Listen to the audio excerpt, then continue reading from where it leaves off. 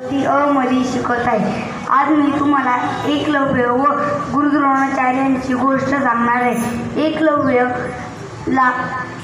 नावाचा भिल्ल जातीचा एक मुलगा होता. त्याला धनुर्विद्या शिकायची होती.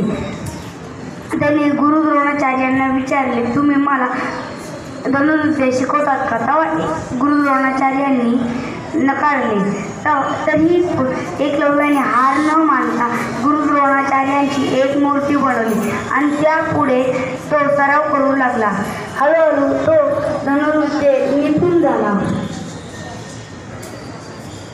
एके दिवशी गुरु द्रोणाचार्य कौरव आणि पांडवांना धनुर्विद्येच्या सरावासाठी जंगलात नेत होते. त्यांच्यासोबत एक कुत्राही होता.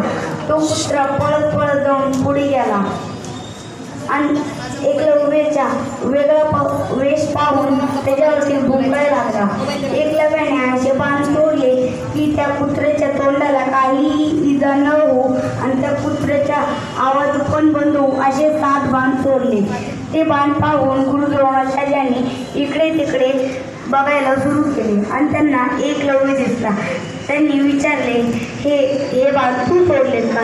तेव्हा एकलव्य म्हणाला, हो, हे बाण मी सोडले. तेव्हा गुरु द्रोणाचार्यांनी विचारले, तू शिक्षण कोणाकडून घेतले?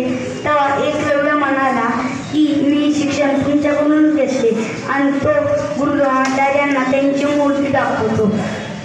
तेव्हा गुरु द्रोणाचार्य म्हणतात, तू तर माझ्याकडनं शिक्षण घेतलं पण त्याची गुरुदक्षिणाच दिली नाही. तेव्हा एकलव्य म्हणतो, मी तुम्हाला काय गुरुदक्षिणा म्हणून देऊ? तेव्हा गुरु द्रोणाचार्य म्हणतात, तुझ्या उजव्या हाताचा अंगठा कापून दे.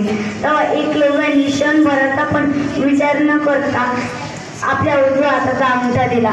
आपल्याला या गोष्टीतून सीख मिळाली की नेहमी गुरुजनांचा आदर करावा.